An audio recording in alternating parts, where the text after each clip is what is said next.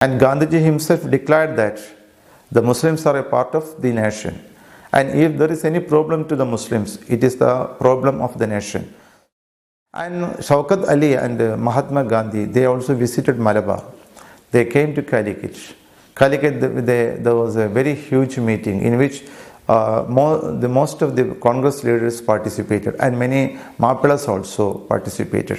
And just prior to that, there was a conference at Mancheri.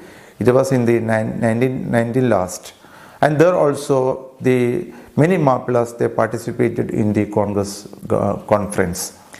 So here it was in these conferences which became the basic stone of the Khilafat movement in Malabar. The leaders of the Muslim scholars of Malabar and also the Congress leaders jointly, they took effort to spread the Khilafat movement all over the region.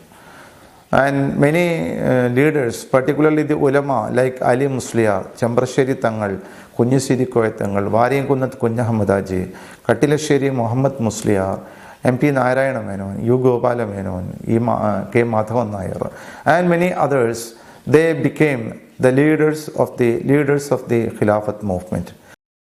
The difference between the early struggles and the Khilafat struggle was that the early struggles were exclusively, it was a kind of religious ideological revolution or revolts. But now the nationalism also entered in these revolts, and it was a kind of the fusion of religion and nationalism that the Khilafat movement took place in this way.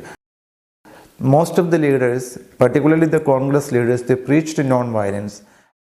In this revolt, all the people participated. In no way it was against anyone, but it was for the country. Variyankunnat Kunya Ahmad Haji, when he started this Khilafat movement, he has given a constitution for that. This constitution was not based on the Quran or Sharia, but this constitution was decided by a group of Khilafat leaders at that time. And these leaders included both Muslims and Hindus. And in this constitution, very clearly it was declared that no kind of actions be taken against Hindus. The Khilafat Raj became the name because it was organized by the Khilafat movement. Kunya Hamadaji was captured with the help of Muslims. And when Kunya Hamadaji was taken, he was captured and he was taken to Malappuram on the road. His mustache was taken away and his tadi was taken away, and also he was stoned. It was done by the people of the Muslim Janmis, not by Hindus. And when he was questioned and he was tried and he was put to death, at that time also he was questioned and his trial was declared by Amu Supran, who was also a Muslim.